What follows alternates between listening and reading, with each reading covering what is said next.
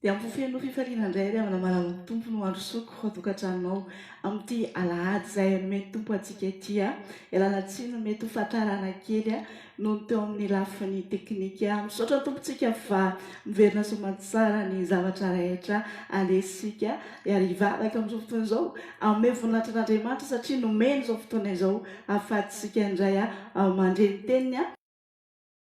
poazy ahafahantsika rehefa mivoaka eto teo fen'ny fahasoavan'Andriamanitra hiaraka hivavaka isika iray misaotra anao izay amin'ny anaran'i Jesosy. Manome voninahitra anao izay satria fantatray fa sady tsara ianao no mpanao ny tsara. Manome voninahitra anao izay satria fantatray fa ianao ilay Andriamanitra be fitiavana, ilay Andriamanitra tena tianay, ilay Andriamanitra isan'andro dia mikarakara ny fiainanay ary mampianatra anay ianao. Misaotra raha eo amin'ny anaran'i Jesosy. Amen. Dia ampitomboinao amintsika mandrakariva ny ariavako ny fahasoavana sy ny fiadalana avy amin'Andriamanitra raintsika sy Jesosy Kristy tompontsika. Ry havana malala ao amin'ny tompo raha niresaka isika tamin'ny herin'ny anio ny amin'ny atao hoe tandremony namandratsy satria ireny dia manakana ny planin'Andriamanitra eo amin'ny fiainantsika dia anisika resaka hoe ahoana ary no afantarana ny tena namana tataka ny ahoana ny toetra ny atao hoe tena namana. Alohan'ny resantsika zaloha rehetra izany dia andeha aloha isika amaly ity fanontaniana ity hoe ilaina ve ny namana. Ny valiny dia tena ilaina tokoa ny namana. Hoy mantsy ny tenin'Andriamanitra ao amin'ny mpitoroteny faefatra andininy fasivy ka hatramin'ny fahafolo milaza tahaka izao amin'ny anaran'i Jesosy manao hoe tsara ny roa no ny ray. Raha misy lavo izy dia aren'ny namany fa mahantra ny lavo izay tsy manana namana anarina azy. Averiko indray mandeha tsara ny roa no ny ray. Raha misy lavo izy dia aren'ny namany fa mahantra ny lavo izay tsy manana namana anarina azy. Izany hoe eo amin'ny fiainana dia ilaina tokoa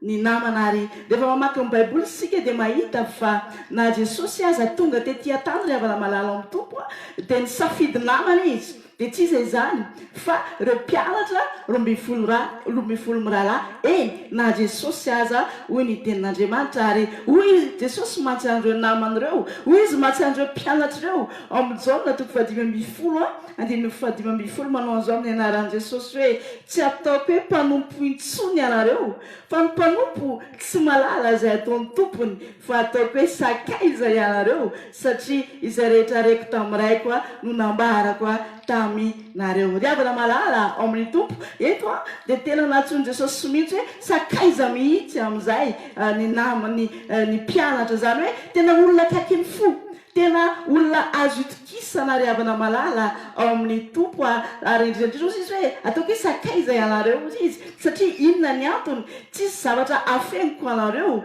izay rehetra nambaran'izay tamiko izany hoe azadonoina ry havana malala ao amin'ny tompo fa ny namana tahaka an'i Jesosy izay manome ohatra eto dia tsy manafina ninninona amin'izay atao hoe namany ary ny mpianatra eto no nambarany tamin'ny izany. Fa ahoana nefa hoy ateo no afantarana ny toetra ny tena namana satria na izany na tsy izany araka ny nambarako tamin'ny herin'ny androany dia tsy ny olona rehetra no azo ekena ho namana. Tsy ny olona rehetra no azo ekena ho namana. Hoy no abolana 7:10 andininy 7:10 mampahery antsika amin'ny anaran'i Jesosy manao hoe izay tena sakaiza tokoa dia tia amin'ny andro rehetra sady miseho rahalahy amonjy amin'ny fahoriana. Hoy ny tenin'Andriamanitra averiko indray mandeha izay tena sakaiza tokoa dia tia amin'ny andro rehetra sady miseho rahalahy amonjy amin'ny fahoriana. Izany hoe ry havana malala ao amin'ny tompo eto dia mazava ny tenin'Andriamanitra fa izay tena sakaiza tokoa dia tia amin'ny andro rehetra na amin'ny andro nahory na amin'ny andro fifaliana ninninona ny tena sakaiza dia eo mandrakariva ary tsy hoe eo fotsiny fa tena mamonjy amin'ny andro fahoriana sady tsy sanatria akory manary na mandatsa na mametsiny. Izany ny atao hoe tena namana ry havana malala ao amin'ny tompo ary fotoana rehetra izy dia eo aminao mandrakariva ary izany indrindra no nataona lehilahy anankiroa izay mpinamana be tao anatin'ny baiboly dia tsisy zany fa Jonatana sy Davida. Jonatana dia zanaky Saoly-mpanjaka ary Davida dia ilay zaza anankiray izay nandresy an'i Goliata izay nanomboka tsy tiany Saoly-mpanjaka rehefa nanomboka nahita fandresena izy. Dia nialina ny Davida izy fa i Jonatana zanany kosa dia tena tia any Davida ary hita teo amin'ny Jonatana zany hoe namana izany, hita teo amin'ny Davida zany toetra ny namana zany satria hoy ny tenin'Andriamanitra amin'ny Samoela voalohany 7:17 ka hatramin'ny 4 dia hoy ny tenin'Andriamanitra amin'ny anaran'i Jesosy hoe ary Davida sy Jonatana nanao fanekena no ny fitiavan'ny Jonatana azy toy ny tenany ary nesorony Jonatana ny akanjo ivelany izay teny aminy ka nomeny any Davida mba amin'ny akanjo fiadiany sy ny sabany sy ny tsipikany ary ny fekibony dia nomeny any Davida zany ry havana. Zany hoe porofo ny fitiavan'ny Jonatana ny Davida satria Davida dia tsy nanana ninina dia ny akanjony mihitsiny no nomeny any Davida ary tsy vitany hoe ny akanjony fotsiny ihany fa za rehetrarehetra nananany tahaka ny hoe ny akanjo ivelany fety miady any ny sabatra teny aminy izay sarobidy indrindra zany tamin'ny androny Israely, ny tsipika ny fekibony ny sarobidy indrindra teny aminy dia nomeny any Davida satria tena namana zany atao hoe Jonatana izany. Manaraka izany dia mahafinaritra be ny toetran'ny Jonatana teo anatrany Davida satria nisy taony Saoly nikasa andeha hamono any Davida fa zao lasa Jonatana nakao amin'ny Davida satria reny zany fikasan-dratsy izany. Dia hoy ny tenin'Andriamanitra amin'ny Samoela voalohany 7:20 amin'ny anaran'i Jesosy hoe ary Jonatana nanambara tamin'ny Davida hoe Saoly raiko mitady hamono anao koa masina ianao tandremo ny tenanao raha pitsy maraina ary mitoera amin'izay fitoerana mangingina ka mihere. Riavana malala ao amin'ny tompo izany tenin'Andriamanitra izany manaporofo ny atao hoe tena namana. Zany hoe ny tena namana dia mitady mandrakariva izay arovana anao amin'ny fotoana rehetra. Averiko indray mandeha ny tena namana dia mitady mandrakariva izay arovana anao amin'ny fotoana rehetra izay nataon'ny Jonatana tamin'ny Davida izany. Averiko i Saoly saika hamono an'i Davida fa niazakazaka Jonatana ny teny tamin'ny Davida hoe andana miafina Davida, andana miafina fa mitady hamono anao ny raiko. Zany riavana ny tena toetrana namana azo antoka eto amin'ity fiainana ity. Manaraka izany dia ny tena namana dia tsy mba milaza ny ratsy momba anao zany fa milaza mandrakariva ny soa momba anao indrindra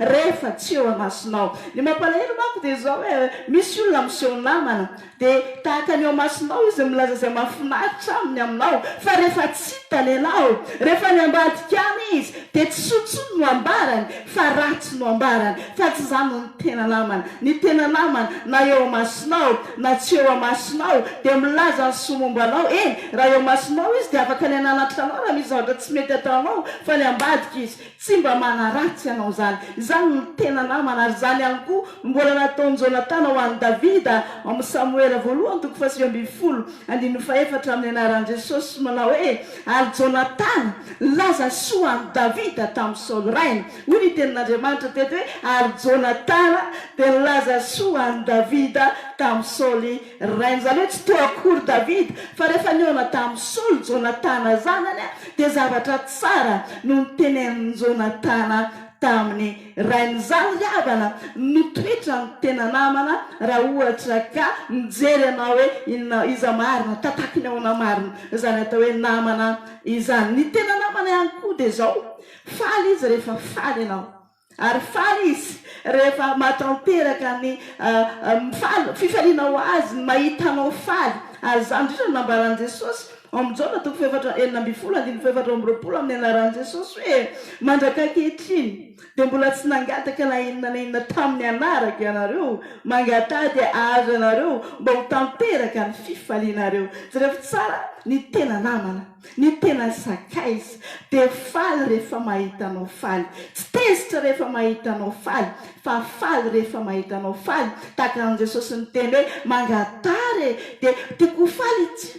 faly ianareo, dia zao mangatà ampiko ianareo dia ho tanteraka ny fifalianareo. Zany hoe fifalian'i Jesosy indrindra ny mahita ny fifalianao. Ravana malala ao amin'ny tompo ary zany ny tena atao hoe namana, izany ny tena atao hoe sakaiza. Ary indrindra ny tena namana ihany koa dia manosika anao hiakatra mandrakariva. Faly izy rehefa tafiakatra ambony ianao. Ny mampalahelo mantsy dia matetika tsy dia zakan'ny olona raha tsy namana izy ny ahitanao hiakatra, fa ny tanjony dia ampidina anao mandrakariva. Fa ny tena namana dia fifalianao azy no mahitanao, na hisondrotra azy raha tsy mampaninina azy, fa zany ny atao hoe tena namana ry havana manala amin'ny tompo. Izay tahaka nambaran'i Jesosy ihany amin'izao na toko 7:10 andiny 12 milaza tahaka izao amin'ny anaran'i Jesosy hoe lazaiko aminareo marina dia marina tokoa izay mino ahy ny asa ataoko no ataoko, ary ianao asa lehibe noho izany azy izy, satria izao makany amin'ray. Teto ny tenin'Andriamanitra dia milaza fa tena fifaliana ho an'i Jesosy ny mahita antsika manao ny asany, ary ianao asa lehibe noho izany azy izy. Zany hoe Jesosy dia manosika anao hiakatra, Jesosy dia manosika anao hiakatra ambonimbony kokoa, ary mbola izy no anampy anao anatin'izany, mbola Jesosy ihany. Zany hoe dinio fa tena namana dia faly hoe teo mahitanao miakatra. Ny tena namana amin'ny fiasana misy anao dia fantaro tsara, iza no tezitezitra raha nahazo promotion ianao, ary iza ny faly raha nahazo promotion ianao. Tonga dia mazava be izay faly aminao, tsy mety tsara velantsy izay tena faly aminao dia anisany azo klasiana ho namana raha mahitanao miakatra izy, satria izany ny toetran'i Jesosy ry havana malala ao amin'ny tompo. Ry havana malala ao amin'ny tompo, ahoana ny ahafahantsika mijoro tena namana izany? Satria dinio tsara tahaka izay nambarako tamin'ny herin'ny androany dia zao hoe isika mpanompon'Andriamanitra, isika zanak'Andriamanitra dia tokony olona mijoro tena namana amin'ny fotoana rehetra. Araka ny teniny n'Andriamanitra mantsy Abrahama izay teneniko teto tamin'ny alahady manao hoe ary ho fitahiana tokoa ianao. Izany hoe Andriamanitra dia rehefa nitahantsika izy, rehefa nifidy antsika izy dia tokony olona metany hafa ihany koa isika, manana ireo toetrana namana be lehibe ireo, mahay miaro, tsy milaza zava-dratso any ambadika olona anankiray, mahay mampisandratra olona anankiray. Raha faly ny olona iny dia tokony ho faly izy. Izany no tokony ho toetrantsika zanak'Andriamanitra. Dia ahoana ny ahafahantsika mijoro ho tahaka izany? Ny ahafahantsika mijoro ho tahaka izany dia tsy sotra andeha haka modely izay nataon'i Jesosy. Ary matoa Jesosy nanaiko ho tonga modelitsika dia azo atao zany. Tsy mitsarotra ny manao an'izany, fa amin'ny fotoana anankiray tena mijoro namana ianao, amin'ny fotoana anankiray tena mijoro masakaiza ianao dia fantaro fa mety ho kely ny etomboanao, fa tsy maintsy lehibe indrindra ny hafaranao. Dia nio tsara Jesosy noho ny fitiavany antsika dia nidina tetỳ ambonin'ny tany izy, ary fantaro noho ny fitiavany antsika dia maty teo ambony hazo fijaliana izy, fa zao rehefa maty izy dia natsangan'Andriamanitra indray. Zany hoe fantaro fa ny olona mijoro tena namana tsy mamitaka ninona zavatra mitrango eo amin'ny fiainany dia tsy maintsy ampandresy azy Andriamanitra. Ary hoy ny ten'Andriamanitra ao Filipianina 2:2 manao hoe izany indrindra no nanandratan'Andriamanitra an Jesosy ho manana ny anarana ambony indrindra, satria nanetry tena olona izy ampandresy antsika, nanetry tena olona izy satria diny isika, nanetry tena olona izy ho faty teo ambony hazo fijaliana ihany koa, dia nasandratr'Andriamanitra izy. Ny tena namana dia zao olona tsy maintsy hisandratra izy, satria tia ny fisandratany hafa ry havana malala ao amin'ny tompoko zao. Andro angataka ny fanamasina isika, ameno antsika mba ho feno fitiavana isika, ka ho marina amintsika ny tenin'Andriamanitra manao hoe tiavany namanao tahaka ny tenanao. Ary aoka samy anao ny namany ho mihoatra noho ny tenany, hoy ny Filipianina 2:3. Na izany anaty izany ry havana malala ao amin'ny tompo dia tiampahery anao anefa, mety misy sika ny tokantrano indry zany ten'ny pasteur zany tsy mba misy manodidina anahy ohatran'izay manodidina ohatrany mandatsy anahy ohatran'izay manodidina anahy ohatrany hoe tsy mba misy manandratra zany fa maiky afanam-pepona mandrakariva no azoko teteny aminao tsy olan'izany tsika tena marina tsy dia hoe mitady mitiavin'ny olona fa ampiakisika ny fitiavan'i Jesosy aza malahelo ny amin'izany satria aza dinoina fa Jesosy no tena namana ry havana malala ao amin'ny tompo izy ilay tsy mba mivadika izy ilay tsy mba mandatsa izy ilay tsy mba mandao izy ilay tiany fisandratanao izy ilay aza dinoina fa lay ampandroso anao rehefa tonga ny an-danitra ianao tsy ny olona no ampandroso anao fa Jesosy no ampandroso anao ka teteny aminao amin'ity fotoana ity averiko satria mpanompon'Andriamanitra isika satria ho any an-danitra isika dia mijoroa ho tahaka ny tena namana nefa aza malahelo koa raha ohatra ka misy olona eo akaikinao mety manambany anao na mandatsy anao aza apetraka any ny fonao sy fisaintsainanao mifantoha amin'i Jesosy lay niteny tamin'ny mpianatra sy miteny aminao sy miteny amiko manao hoe amin'ny anaran'i Jesosy hoe tsy ataoko hoe mpanompo intsony ianareo fa ataoko hoe sakaiza ianareo mino ry havana malala ao amin'ny tompo fa nandray fampianarana fo isika nandray lesona isika ny tena namana dia tiany fisandratany namany ary ny tena sakaiza tokoa ny ten'Andriamanitra dia eo foana izy amin'ny andro rehetra ary indrindraindrindra mamonjy mandrakariva izy anano zany toetra izany fa ho hitanao ny voninatr'Andriamanitra eo amin'ny fiainanao satria aza donoina fa rehefa mampiseho toetra tsara ianao mamafy toetra tsara ianao dia hijinja fahatsarana ianao avy amin'ilay tompony fahatsarana dia ilay Andriamanitra sady tsara ny mpanao ny tsara araka hivavaka isika raha eo mpisosanao zay amin'ny anaran'i Jesosy mame voninahitra anao zay fa tamin'ity fotoana ity dia nampianarinao zay nampaherezinao zay hoe tatraky ny ahoana marina ary ny toetra ny tena namana ary rehefa nydinihana dia nisy tokoa maro samihafa ny tena sakaiza tokoa dia tia amin'ny andro rehetra ary mamonjy fotoana rehetra ary indrindraindrindra zay somalalo izy zany atao hoe sakaiza izany dia tsy mba miteny ratsy any ambadika fa na ny ambadika azy izy dia milaza soa mandrakariva zany sakaiza izany dia tiany fisandratany namany zany koa mangataka izay tompo malala izany toepo zany anananay amazanaka ao anay dia izao mampiseho an'izany voalohany tahaka ianao nampiseho an'izany voalohany modelinay teo amin'ny fiainanay ary anisany nanandratan'Andriamanitra ray anao izany misaotra ray amin'ny anaran'i Jesosy zay misaotra fa mameno anay ny fainanao masina ianao mitarika anay amin'ny marina rehetra andehananay amin'ny fitiavana indrindra ny fitiavana anao ary ny fitiavanamana amin'ny anaran'i Jesosy amen dia fifalianao pastor felana no nizara izany ten'Andriamanitra mamy dia mamy taminao zany tsy maintsy mijoro tena namana isika aza malahelo ateo nefa raha ohatra ka mitanao eo toa ianao rery ny manana an'izay toetra izay aza miova aza miala amin'izany fa Jesosy ny namana tsara indrindra raisy nitsodrano ho tonompo aminao sy ny ankonanao ho marina aminao ry havana malala ao amin'ny tompo fiadanana eo anao ary fiadanana ao amin'ny ankonanao ary fiadanana ho amin'izay anananao rehetra amen dia fifalianao no nizarany teny ao teo mino fa mitondra lesona tsara ho antsika ny tenin'Andriamanitra tamin'ity fotoana ity noho izany mirary soanao mirary tontolo andro mahafinaritra mirary tontolo andro feno fahasoavan'ny tompo ary ho marina aminao eo teo nitsodrano fa ho feno fiadanana ane ty tontolo andronao ity satria miaraka amin'i Jesosy ianao ary mijoro ho tena namana ianao amin'ny fotoana rehetra manaraka indray ireo sitrapon'Andriamanitra ka mbola eto ambonin'ny tanitsika tsara mandrakariva ny mifampivavaka satria ao anatin'ny fifampivavahantsika dia sitrana ny fanahintsika sitrana ihany koa ny nofintsika tahin'Andriamanitra daholo tompo ho an'Andriamanitra mandrakizay ny voninahitra amen